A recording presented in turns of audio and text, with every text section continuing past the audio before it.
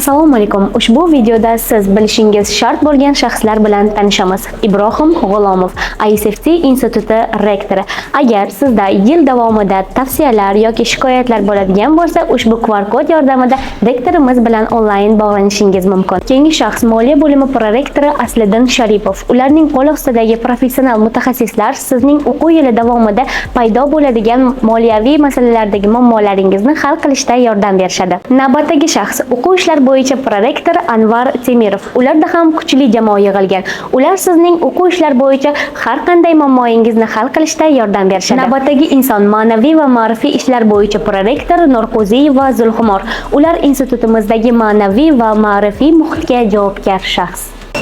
Keyingi shaxs ilmiy ishlar bo'yicha prorektor To'xtamish Azizov. Agar siz ilmiy ishlarda faol bo'ladigan bo'lsangiz, ular va ularning jamoalariga murojaat qilishingiz mumkin. Navbatdagi inson xalqaro bo'limi boshlig'i Ozod Qurbonov. Agar siz chet eldagi yoki mahalliy institutlarning talabalar almashinuvi dasturida qatnashmoqchi bo'lsangiz, ularga murojaat qilishingiz mumkin.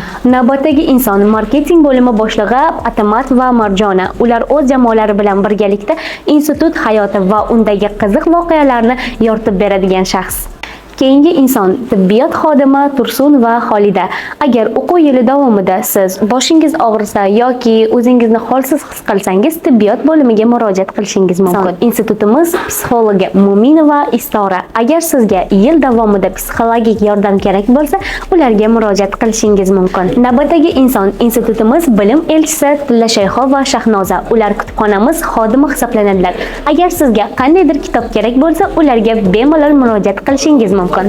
Bu insonlar sizga o'quv yili davomida har qanday muammolaringizni hal qilishda yordam berishadi.